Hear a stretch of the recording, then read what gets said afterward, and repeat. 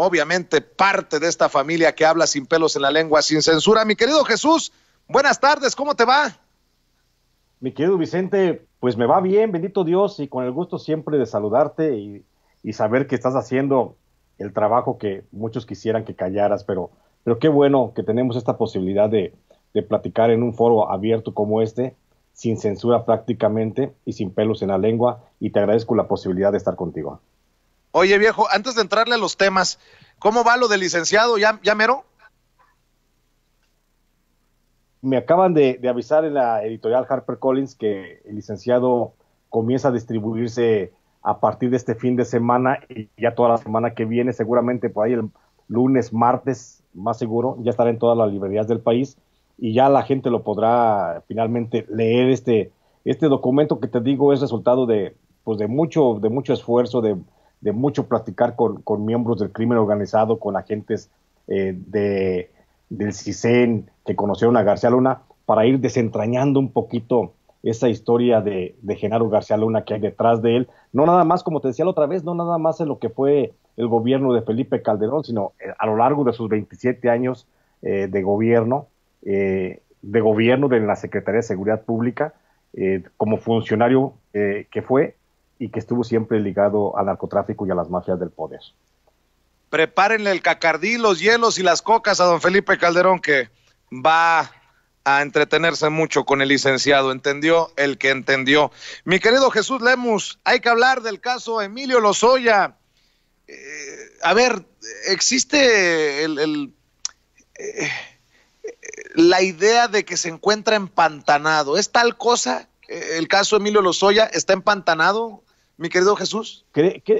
Creo yo que sí, mi querido Vicente Serrano, creo que el caso de Emilio Lozoya se encuentra empantanado y lo que es peor, creo que hay alguien que está mintiéndole al presidente. Todavía no sabemos a bien quién es, si es el propio fiscal general de la República, el doctor Gertz Manero, o si es el propio Emilio Lozoya en su juego pues de palabras que podría estar mintiendo. Lo que sí es un hecho es que el 11 de agosto, hace exactamente 17 días que Emilio Lozoya cimbró al país, cimbró a la clase política, pero sobre todo cimbró a la ultraderecha porque dejó al descubierto la red de corrupción que mantenía y manejaba el gobierno federal a través de él, desde Pemex, con algunos diputados del PAN, algunos senadores del PAN y del PRI, lo dejó al descubierto y cimbró la política nacional con esa declaración que hizo. Hace 17 días que pasó de eso, mi querido Vicente, y a la fecha no hay ningún avance. Hace 17 días que supimos cómo estaba la colusión, cómo se dieron los sobornos, quiénes participaron en el quebranto millonario a Pemex, donde hay que recordar que estamos hablando de 23,500 millones de pesos, y a la fecha todavía no pasa nada. Esto es increíble, déjame decirte, porque yo sé de cómo se llevan los procesos penales. Yo una vez estuve en un proceso penal y a mí no me dio la entonces Procuraduría General de la República la posibilidad de decir, espérame, luego te digo lo que yo pienso de mi proceso. A mí me llevaban a declarar ante el Ministerio Público sobre lo que se me acusaba, yo declaraba y así era la situación, ¿sí? Entonces yo no tuve esa ventaja, ese beneficio que hoy se le está dando a este señor Emilio Lozoya, que hace 17 días que lanzó la bomba y pues la Fiscalía General de la República simplemente está esperando a que el angelito vuelva a emitir o ampliar una declaración y por lo tanto esa investigación de lo que se dijo está actualmente empantanada. Y te digo que una fuente de la Fiscalía General de la República me confirmó que Emilio Lozoya no ha querido ampliar la declaración, bajo un argumento pueril, si quieres, porque su defensa argumentó ante el Ministerio Público que Emilio Lozoya estaba en un estado de estrés que le impide ampliar con claridad lo dicho inicialmente en su declaración ministerial. Entonces, aquí caemos en un juego perverso, pero sobre todo creo que alguien le está mintiendo al presidente de la República, y puede ser, por un lado, Emilio Lozoya, que se está valiendo de todos estos artilugios legales como testigo colaborador de la Fiscalía General de la República, o puede ser la propia Fiscalía General de la República la que simplemente no quiere tocar a fondo los temas y está dándole ese trato privilegiado que se le dio desde un principio a Emilio Lozoya cuando lo traen, bueno, desde allá, desde el 16 de julio de este año, cuando lo trajeron desde Madrid, en un avión especial, por cierto, el mismo avión que llevó al Chapo Guzmán a Nueva York, lo traen, hace escala en Canadá, llega a México, pero durante el vuelo pues no viaja esposado, incluso de acuerdo a fuentes de la Fiscalía General de la República, se le permitió tomar vino, comió algunos dátiles, algunas galletas y algunos chocolatitos para hacer menos tedioso el viaje. Llegó, como todos sabemos, llegó a México, se sintió malito de la panza y pues bueno, pidió que se le llevara a un hospital y no al reclusorio norte como le correspondía, como en calidad de procesado. Y él es el que decide ir a un hospital de lujo y ahí permanecer unos días, que por cierto es una cosa que no se ha dicho, los días de hospitalización que permaneció, que fueron en promedio, que fueron 15 días y que en promedio cada día costó 15,000 pesos, pues eso lo tuvo que pagar la Fiscalía General de la República con cargo al erario federal. Entonces, ese trato todavía, después de que sale de ahí, del hospital, se le manda a su casa, donde lo reciben con fiesta y donde lo mantienen en privilegio y donde al día de hoy cuenta con 12 escoltas de la Fiscalía General de la República que lo cuidan día y noche y que él tiene todo el tiempo del día para desayunar con quien quiere, recibir visitas de quien quiere, sentarse a platicar con los amigos que quiere, hacer las llamadas que quiere, meterse a su estudio, leer. O sea, él está viviendo una vida de privilegio dentro de esa prisión de cristal pues que tiene finalmente, pero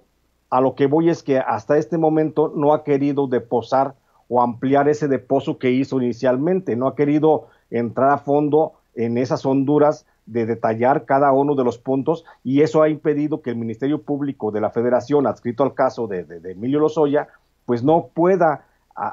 continuar con las investigaciones que comenzaron desde el pasado 11 de este mes, y entonces ya llevamos 17 días a la espera de que a Emilio Lozoya Austin se le dé la gana y pueda ampliar la declaración que le urge a la Fiscalía General de la República y que entonces no puede avanzar. Y aquí es donde planteo esto, mi querido Vicente, el hecho de que un acusado en un proceso pues no puede tomarse el tiempo, y ahí está el Código de Procedimientos penales, no puede tomarse el tiempo para él emitir y llevar el ritmo del proceso a como él quiere. Para eso existe un código y para eso existe la propia Fiscalía, que es la que debe de exigir, pero la Fiscalía hoy parece muy tibia en este caso y no hay ningún avance en torno a esta investigación. Y te comento nomás, así de rápido, la Fiscalía General de la República está esperando que este señor Emilio Lozoya amplíe su declaración sobre Roberto Miranda, el ex jefe del Estado Mayor Presidencial, que atestiguó una reunión entre el presidente de México, Enrique Peña Nieto, y Marcelo Odebrecht en el 2012, en donde se acordó un trato preferencial por parte de Pemex para la empresa brasileña a cambio de millonarios sobornos. Sobre este particular, Emilio Lozoya no ha querido ampliar, y este es un tema que le urge, por supuesto, a la Fiscalía llevarlo a cabo, o pareciera que no le urge porque no le está dando mayor interés, perdón, porque en la continuidad de esta investigación, pues sin duda alguna el primer charpeado de toda la corrupción pues sería Enrique Peña Nieto. Y bueno, también recordarte que la pasividad de Emilio Lozoya pues no ha permitido ampliar más la declaración, la investigación sobre Rodrigo Arteaga Santoyo, que era su secretario particular, o sobre Francisco Olascoaga, que era el ex jefe del Departamento de Petróleos Mexicanos, o de Norberto Gallardo, que era también miembro del Estado Mayor Presidencial y jefe de escoltas de Lozoya. O sea, y ellos fueron importantes en este proceso porque él mismo lo señaló y ellos estuvieron presentes en algunos hechos, pero Emilio Lozoya no ha querido entrar a detalle sobre este particular, y es el caso que hoy, en este momento, pues estamos los mexicanos esperando que la Fiscalía General de la República haga su trabajo, o que Emilio Lozoya pues cumpla con su obligación de declarar ante el Ministerio Público, pero mientras estamos dejando pasar valiosos días en los que ya se debería de estar viendo todo esto y que de alguna forma va concatenado con lo que tú señalabas hace un momento, mi querido Vicente, con el asunto de procesar penalmente a los expresidentes de la República que incurrieron pues en ilícitos, sobre todo como desfalcos, que es en el caso de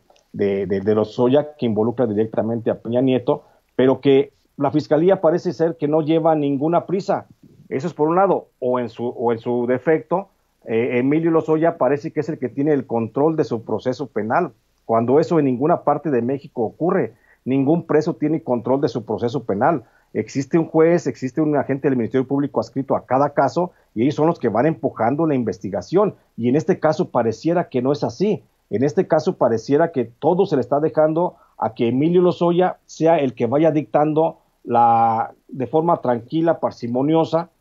cómo va a ir corriendo su proceso. Y esto trae una consecuencia, más allá de la consecuencia legal que está alargando el proceso, por supuesto, trae una consecuencia política que está haciendo quedar mal pues, al presidente de la República, que es el que está presentando este caso de corrupción como la principal bandera de combate a lo que fue el México de antes, el México del PRI, del PAN y del PRD. Entonces creo que ahora sí están haciendo quedar mal al presidente, pero hay que ver si es una acción concertada, hay que ver si es una acción unilateral por parte de Lozoya, o hay que ver pues si existe también ahí la perversidad del propio fiscal general de la República, que también sabemos pues que no va de lleno con la corriente de combate a la corrupción que plantea este gobierno de la Cuarta Transformación, mi querido Vicente. Jesús, y solamente para agregarle a esto que estamos platicando, que no se nos olvide que no aparecen por ningún lado ni Cárdenas Palomino, ni Pequeño García, que se les peló el gober precioso, que Tomás Herón no estaba en Canadá, que está en Israel, y sigue la mata dando. Exactamente, o sea, creo que el fiscal general de la República, creo que él va por su lado, y no está funcionando, no está caminando conforme al engranaje que está planteando el presidente López Obrador, en el sentido del combate total, porque a pesar de lo que ha estado saliendo contra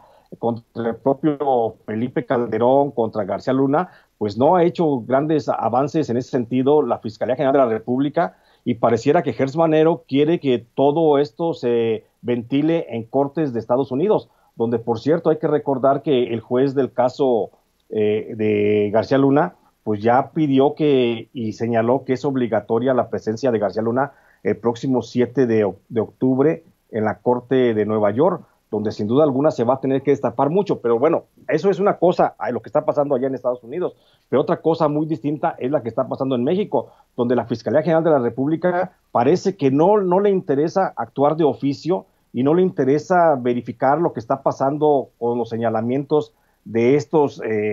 exgobernantes de México, los expresidentes de la República, que saquearon al país, que si otro caso fuera, si fuera otro fiscal que fuera más acorde con el engranaje de la Cuarta Transformación, seguramente ya estaríamos viendo una fiscalía más eficiente haciendo investigaciones por cuenta propia, porque aquí parece, y déjame que lo digo de esa forma, parece que el verdadero fiscal que tenemos en México es el doctor Santiago Nieto, es el único que en este momento está haciendo las cosas de forma precisa y correcta, desde mi punto de vista, claro, en cuanto a la persecución o al combate a la delincuencia que ocurrió en el pasado. Tenemos el caso, hay que recordar, del congelamiento de las cuentas del exgobernador de Chihuahua, de apellido Baeza, ¿sí? Por el caso ese de la boquilla por el robo del agua, cosa que la Fiscalía General de la República pues está así como nomás viendo, o sea que creo que al fiscal Gertz Manero le vino a quedar muy grande el cargo que le dejaron, porque finalmente no está haciendo nada, y creo que un fiscal del tamaño del doctor Santiago Nieto, pues vendría a ser de mayor importancia en este caso, en este momento, en esta coyuntura histórica que estamos viviendo los mexicanos, donde justamente se está atendiendo, como tú decías también bien ahorita, se está gobernando obedeciendo al pueblo. Entonces creo que el fiscal nos debe mucho, no nada más en el caso de Odebrecht y de Pemex con Lozoya, sino que nos debe también, por supuesto, ya lo señalabas tú, Tomás Herón, Cárdenas Palomino, el otro Ramón Eduardo Pequeño, o sea, todos estos funcionarios que no sabemos dónde están, qué está pasando, pues los procesos están ahí como detenidos, como que no los veo y no los oigo, y pues puede seguir pasando. Y entonces ese sería también un grave riesgo, que una vez que se lance la consulta, porque estoy seguro que se va a lanzar la consulta, una vez que los mexicanos votemos y digamos que sí queremos que se procese a los expresidentes de la República, pues habría que ver también cuál es el ánimo que existe en el fiscal general de la República, Gers Manero, porque incluso todo ese esfuerzo, ese que se estaría haciendo de convocar a la votación, de que la gente saliera prácticamente masivamente de sus casas a votar por el enjuiciamiento de estos expresidentes, pues finalmente podría ser semilla sembrada en tierra vana, porque el fiscal general de la República, pues de él va a depender que se inicien las averiguaciones y él tendrá que fincar los posibles delitos para que se inicien las averiguaciones y los procesos penales contra estos funcionarios. Por eso te digo, siento que el fiscal general de la República le está jugando chueco al presidente de la República, López Obrador, y creo que por ahí puede haber un dique de contención a la política de combate a la corrupción que propone el presidente López Obrador. Y ahí te va otro caso, mi querido Jesús, no sé si quieras entrarle, pero también van atrasados en el caso contra el gobernador del PAN de Tamaulipas, Cabeza de Vaca, quien está en un pedote monumental con este memorándum que se ha dado a conocer de una supuesta reunión entre el Chapo Guzmán, Genaro García Luna y él en Los Cabos, Baja California Sur. La Fiscalía General de la República ya tiene el memorándum, ya tiene información y está indagando posibles nexos criminales de Francisco Javier García Cabeza de Vaca. Sí, es justamente lo que platicábamos la otra vez, la semana pasada, mi querido Vicente. Recuerda cuando hablábamos de ese bloque de gobernadores nacionalistas que se salían federalistas, que se salían para crear un nuevo pacto federal, salían de la CONAGO y querían hacer un pleito ratero, dicen en mi pueblo, para distanciarse un poco del presidente de la República. Pues es eso, porque muchos, y ya lo señalábamos, que este Javier Cabeza de Vaca, el gobernador de Tamaulipas, pues traía problemas con la justicia si se le hurgaba en el caso de narcotráfico, porque estaba hay indicios de su relación con el cártel de los Zetas, y bueno, esto ya nos corrobora un poquito más esa reunión que tuvo, por supuesto, con el Chapo Guzmán en Los Cabos, y como él, están otros gobernadores, por supuesto, y son temas estos, por supuesto, que no le quiere entrar la Fiscalía General de la República, o está apostándole al tiempo, está apostándole a la frágil memoria colectiva de que a la gente se le olvide para que pase desapercibido. Pero Javier García Cabeza de Vaca, pues seguramente tendrá que estar un día compareciendo casi a la par que lo está haciendo ahorita García Luna con la justicia, y ojalá que esa comparecencia ante la justicia pues no tenga que ser en Estados Unidos, que sea verdaderamente en México, donde autoridades mexicanas los procesen por delitos cometidos justamente aquí y que afectaron a millones de mexicanos, y que no sean por delitos que se cometieron y que afectaron pues a los norteamericanos. Entonces creo que también aquí hay un sentido como nacionalista en la gente, porque queremos ver que nuestras autoridades judiciales y de procuración de justicia pues vayan contra los que dañaron y lesionaron a México, a dejarlo en este grado de descomposición, en este grado de ruptura que tenemos socialmente, y que está costando trabajo recomponer las partes, y que yo me imagino al presidente López Obrador pues agarrando una parte y cosiéndola, remendándola, y agarrando otra parte, mientras la gente ya está reclamando pues más celeridad en estos casos. Pero en este sentido creo que la responsabilidad directa es de el fiscal Gers Manero. Oye, mi querido Jesús, mucho me dicen que exagero, que soy muy estridente, amarillista, que cuál campaña contra Sin Censura, que nada más estoy vendiendo una historia de ataques de los que somos víctimas para pues engatusar a la gente. Bueno, pues estamos hablando de este tema, de este memorándum, de una supuesta reunión entre Francisco Javier García Cabeza de Vaca, hoy gobernador panista de Tamaulipas, el Chapo Guzmán y Genaro García Luna, en su momento secretario de Seguridad Pública del gobierno de Calderón. Y bueno, esto lo sacó la revista digital MX. Leo,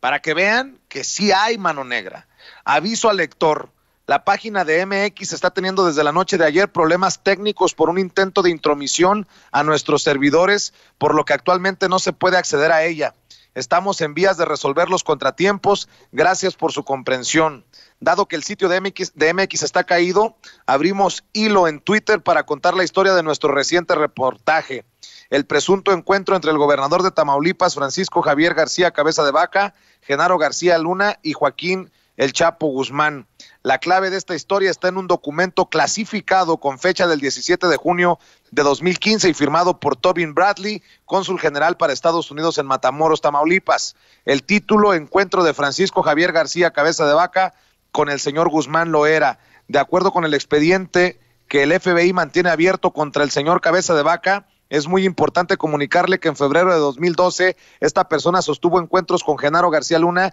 y que una de esas citas se llevó a cabo en la ciudad de Cabo San Lucas. La información recabada por el área de inteligencia de la DEA indica que Joaquín Guzmán Loera estaba el mismo día en esa misma ciudad y que por la cercanía entre Joaquín Guzmán Loera y Genaro García Luna, todo indica que las personas mencionadas sostuvieron una reunión. Aquel documento fue enviado hace 5 años a varias autoridades de Estados Unidos, pero apenas llegó este año a la Fiscalía General de la República, donde forma parte de una denuncia penal contra el actual gobernador panista por sus presuntos nexos con el crimen organizado. El promovente de esa denuncia contra el gobernador Cabeza de Vaca es el abogado Marte R. Gómez, cuyo abuelo fue mandatario estatal entre 1937 y 1941 y quien hoy forma parte del equipo legal de Alejandro Rojas Díaz Durán, aspirante a ser presidente nacional de Morena. Esta es solo una de 38 pruebas que hasta ahora se han entregado a las autoridades mexicanas contra Francisco Javier García Cabeza de Vaca, pero en los próximos días podrían sumarse más evidencias. Está otro memorándum catalogado como confidencial el 12 de marzo de 2015, como secreto pues por la oficina de Tobin Bradley, quien alertó a las autoridades estadounidenses sobre las cuentas bancarias en las que el panista presuntamente lavaba el dinero que obtenía de negocios ilícitos. Según informes del FBI, se le ha acreditado a Cabeza de Vaca al menos una cuenta en las Islas Caimán para ocultar el dinero de la droga y las prácticas de corrupción, de acuerdo con un documento del Foreign Corruption Investigations Group. Se lee en el documento. Cierro diciendo que los documentos desclasificados no son el único pendiente judicial que tiene abierto el gobernador Francisco Javier García Cabeza de Vaca. También es mencionado en el caso de Brecht por recibir y repartir sobornos a cambio de aprobar la reforma energética. En cuanto a nuestros servidores estén de vuelta, avisaremos a nuestros lectores para que puedan leer el reportaje completo en MX. Gracias por su comprensión. Pues está cabrón la persecución contra los medios que somos independientes y alternativos, mi querido Jesús. Exactamente, mi querido Vicente, es justamente lo que hablamos. Aquí, dos vertientes. Aquí la primera, la Fiscalía General de la República, pues hace como que eso no pasa en México y que ya porque es un documento que tiene desclasificado, o primero clasificó y luego lo desclasificó el gobierno de Estados Unidos, pues piensa que eso no es como de nuestra injerencia, pero realmente debería ser asunto de una investigación que se iniciara pues de oficio prácticamente. Entonces, creo que primero ahí está lo que decíamos, ¿no? Nuestra tesis de que la Fiscalía General de la República va en otro sentido muy distinto al combate de la corrupción y la delincuencia en México al que ha planteado el presidente López Obrador. Y bueno, por otro, que cada vez somos menos los medios en México que combatimos la desinformación y sobre todo que somos críticos en ese sentido, pues es lo que hace que que vaya en aumento las agresiones, las amenazas, los ataques cibernéticos. Déjame decirte nada más un dato frío en ese sentido, que seguramente no lo comparten pues los periodistas fifís, los que reportean desde Paseo de la Reforma, son los únicos que pudieran decir, no es cierto, México no tiene ese nivel de violencia. Pero déjame decirte que de acuerdo al mecanismo de protección de periodistas de la Secretaría de Gobernación, en lo que va de este año ya son 273 agresiones graves a periodistas que van desde amenazas, intimidaciones, los ataques cibernéticos, hablamos de más de 280 ataques cibernéticos que han tenido algunos medios y algunos portales informativos independientes y que generalmente se clasifican por eso, porque hacen este tipo de denuncias que en los grandes medios formales, los medios tradicionales que conocemos como nacionales, que de nacionales pues cada vez tienen menos, ellos son los que han dejado de lado esa parte de investigación y la han asumido otros medios independientes, chiquitos, grandes, medianos, pero que igualmente son atacados por la delincuencia, por el crimen organizado, porque de esas 273 amenazas que han recibido periodistas y medios de comunicación en lo que va de este año, déjame decirte que el 80% han sido identificadas estas amenazas como provenientes del crimen organizado o de grupos de poderes políticos aliadas con el crimen organizado. Es decir, en México todavía tenemos un grave problema en cuanto a la libertad de expresión, y eso lo estamos viendo constantemente en los periodistas, pues como tú, como yo, como muchos otros que estamos a nivel de piso y que andamos en la calle recorriendo comunidades para saber qué es lo que pasa, que contamos historias que nadie quiere contar, pues eso es a lo que nos acercamos cada vez más, a este tipo de censura, a este tipo de ataques que son severamente, pues que afectan severamente, mejor dicho, finalmente en la difusión de la información. Déjame contarte nada más el caso más reciente, un caso muy reciente que nadie ha dicho nada, que es un robo que sufrió la periodista Marta Durán de Huerta, corresponsal de Radio Nederland, y que hacía un trabajo de investigación para denunciar un deterioro ecológico en la zona de Chetumal, y pues bueno, finalmente llegan, la asaltan a punta de navaja y se llevan el equipo de grabación con el que había trabajado, y de eso nadie dice nada. O sea, ese trabajo de esos periodistas que salen a la calle y que lo hacen desde nivel de banqueta, pues no se está dejando ver, y creo que en este momento el crimen organizado viene con mayor fuerza, viene con mayor intensidad a querer callarnos a los periodistas. Yo en lo personal, te comento, se han arreciado las amenazas de muerte desde que anuncié la salida de licenciado. El teléfono, bueno, pues ahí lo tengo lleno de llamadas en los que dicen que es mi último libro. Por supuesto que espero en Dios que no sea mi último libro que escribo, pero ese tipo de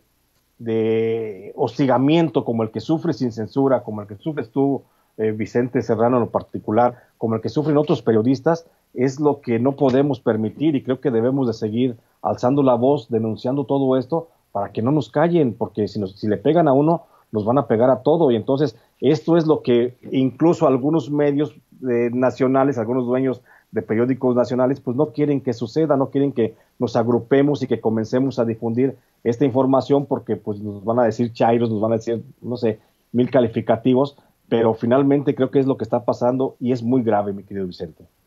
Para cerrar, Jesús, ya que estás hablando de tu libro, El Licenciado, vaya momento en el que sale la próxima semana El Licenciado y se distribuye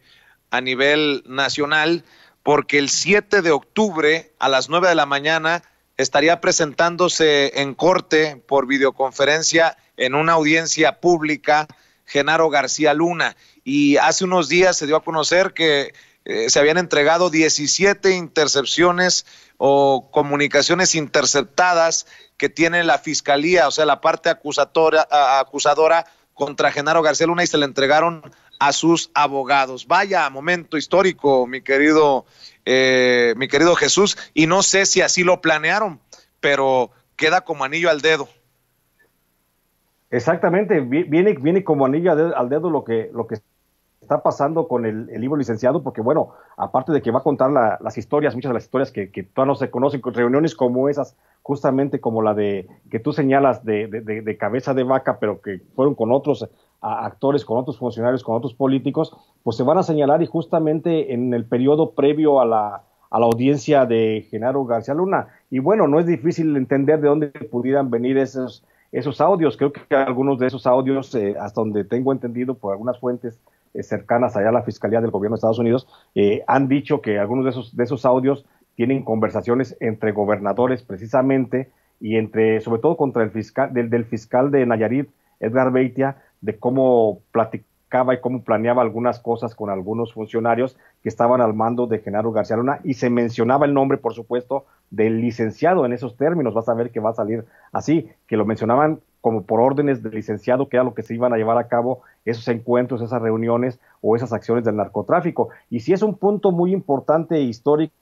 por el que finalmente el libro El licenciado sale a la luz pública, porque creo que va a aportar mucho a la gente para poder entender un poquito más este entramado político de cómo fue que Genaro García Luna de repente pasó a ser pues prácticamente el amo del país en el control del narcotráfico y por supuesto la cabeza principal de los grandes narcotraficantes, como bueno, ya sobra decirlo, como los jefes del cártel de Sinaloa o los jefes del cártel de los hermanos Beltrán Leiva, pero sí considero que es un punto muy, muy importante y bueno, yo contento porque ya el libro sale en unos días más y seguramente va a causar también revuelo.